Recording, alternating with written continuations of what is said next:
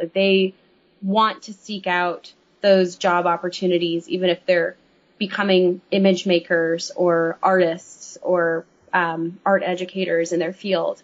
Mm-hmm. And I think one of the things that I like to say is, regardless of who you encounter, like, ask questions. Like, ask me specific questions about how I fell into doing what I'm doing. Get those histories. Mm-hmm. If you have a faculty that gives a really great lecture, go up to them after that lecture, take that moment after class, ask some specific questions. If you demonstrate intellectual curiosity, if you demonstrate that you're really curious about the world, and you're already coming into contact with people that probably care about you, that probably want to see you succeed and probably want to keep culture and art alive in a very weird political landscape, a really weird economic landscape.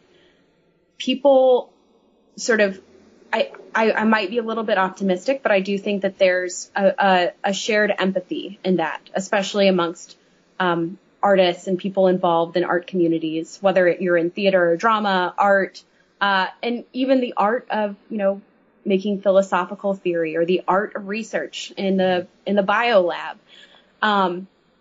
Ask questions, and I think opportunities will, I'm like going into a platitude. Opportunities will present themselves. No, I don't want to say that, but I do think that there's a sort of shared empathy there. So asking questions is, like, definitely the first step. But I think you have to have that sense of determination. Like, you have to want this a lot, and this career path, this sort of hustle, this life that, there might be months where you're not teaching enough classes, or the freelance work isn't coming in, or, you're having a breakup or whatever. There's going to be months that are like total shit, and you have to say that you want this enough, that you want to be an image maker and you want to make the time for this, to keep going. Because there's a lot of people that are very pessimistic about it, whether that's parents or friends, or people that are pragmatically minded in the sense that a more secure job is the better pathway for them. Mm-hmm. And there's students in college, my students, that are struggling with, oh crap, like, I just realized that I'm graduating with a photography degree, like, here's my beautiful work, employers come to me, please, It doesn't really work that way. You really have to start seeking out those people. You have to make the move. Yeah. I hope that was platitude free, but I'm going to be like thinking about this afterward. It's good.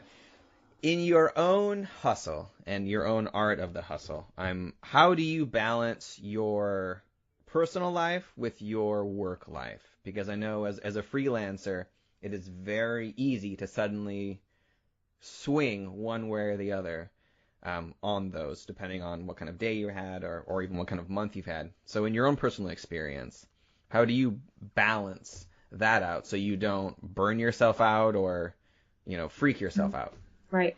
Well, I like making achievable goals and maintaining proper synergy throughout the day. No, I'm just kidding. But there. Just don't tell me you're going to disrupt something right after that. We'll be all right. No. Good question. I think making lists is really important in prioritizing, and that's totally, like, it's a totally logical thing to say. There's certain ways that you can do that. You can make lists, and you say, I want to get this and this and this done today, and then, that's going to be it. And those lists need to be prioritized, like, by deadline, the amount of money that I'm going to make by doing it, and then it goes down the list. And some days, it's sort of like a 50-50 chance. If there's a project that I really want to work on, like editing a new music video that I just shot, I'm probably going to prioritize that because I have the energy and motivation to really start getting into the editing room and making changes. And knowing when to say, okay, like in the normal workday, right? You're like, oh, it's 5 p.m. The workday's over. I'm done. Like brain shuts down. My 5 p.m. might be like, okay, 7 o'clock, 8 o'clock, whatever that looks like on a particular day. I'm going to say done. I'm making dinner. A lot of times if my partner and I are in the studio working together, we'll sort of look over at each other and say 8:30. Okay. 8:30. That's the stop time. That's the chill time. That's the open the bottle of wine time. It's going to be okay. Yeah. And that's just, in my like sort of personal at home life, out in the world. I like to, schedule things in advance, whether that's a lunch, a dinner with a friend, going out with my colleagues in the photo department and having a beer at the local bar. If those things are on the calendar, then I'm more likely to do them, and look forward to them and know that I'm scheduling everything else around those really important social engagements. Every Wednesday night, I trek out 30 or 45 minutes to, the Wilmette area, which is a suburb north of Chicago, to have pizza and beer with the 2 audio production guys that I'm working with. So my partner will sometimes join and we'll go out there, and we know that it's Pizza Wednesday. Like, gotta look forward to Pizza Wednesday. And you're breaking bread with your collaborators, with your friends. You're having conversation. You're watching your friends put their kids to bed. And, that's life. You're sort of in their life and they're in yours. And that's an awesome social sort of engagement. Yeah. What would you say is the best advice you've ever received?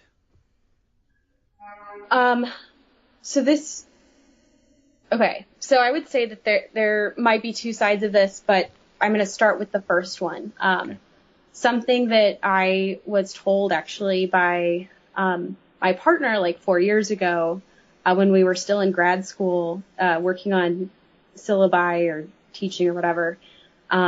He said, you know what, like, people really need to stop using the word creative. Like, just eliminate it from your language because there's so much negative connotation associated with it. Like, it's used as an excuse. So I'm a creative type, like, leave me alone. I'm emotional today. Or no, you're just late. You're late. Like, that's how it is. You know what I mean? Like, stop making excuses based on like one side of your brain or the other. No one cares. Like, that's what it is. Right.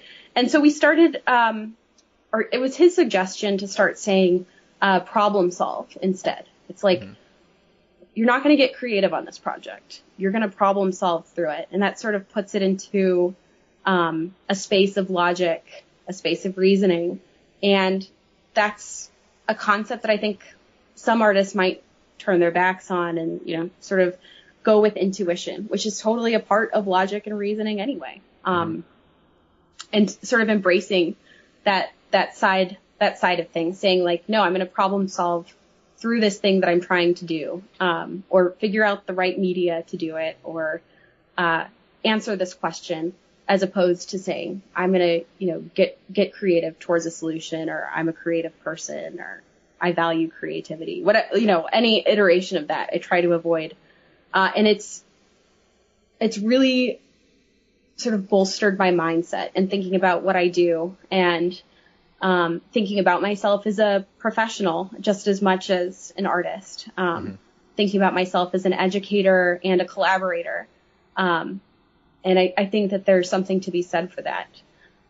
Another piece of advice that my dad gave me, when he handed me this, like, another bright orange book. There's something about like bright orange books walking into my life. When I was probably in high school, I think, middle of high school, he gave me this book called Never Eat Alone. Yeah, you might have heard of it. And I, at the time I was like, why is my dad giving me a book about like eating? I don't understand. But I have that to this day on my bookshelf. I read it in high school. Sometimes I'll go back and read what this guy has to say. But sort of talking about things like Pizza Wednesday, talking about, being in that faculty lounge and grabbing a sandwich with one of your colleagues. I had this great conversation with a woman who teaches in the history department over lunch, and she ended up giving me these old cookbooks she had from a former Chicago bakery that deal with an awesome and overlooked part of Chicago history. And that probably wouldn't have happened had I not been, open to saying, yeah, like you're 79 and you sort of like hobble around, but you're awesome. Like, let's talk, let's have lunch, Yeah. So there's something to be said for that too on a more practical side of things. Okay. Wonderful. Thank you so much. Yeah. If the listeners would like to get a hold of you or see more about what you're working on, what is the best way they can do that? Listeners are more than welcome to contact me through my email, which is JaNae Contag at gmail.com. Just my first and last name, no dots, no spaces. My work on my website is generally up to date as far as my art practice, www.JaNaeContag.com. My music work is on Spotify and Apple Music, iTunes, under the Implied Elegance EP by Nae. You can also look at naemusic.com. And then our commercial portfolio is concreteab.com. So hopefully all of that gets posted on the website too. That was a lot of .com, www, whatevers, but it will. No, it's great. I will post all of those in the show notes so people can easily just click through and contact you and see what you're working on. Awesome. Great. Well, thank you so much, JaNae. This has been fantastic. Thank you for taking the time to chat with me today. Awesome. It was a pleasure to be here, and great questions, Yuri. Keep it up with the podcast. This is good stuff. Oh, thank you. I appreciate that. Well, have a good day. All right. You too. Bye-bye. Bye. Thank you for listening to another episode of the Advance Your Art podcast. If you like this episode, please go into iTunes and give us a 5-star rating. And while you're there, hit the subscribe button so that every single time I release a new episode, it will go directly to you without even thinking about it. If you're interested in hearing older episodes, please go to advanceyourart.com where you can find the catalog of everything I've done so far, as well as contact information and projects I'm working on. Thank you again, and have a great day.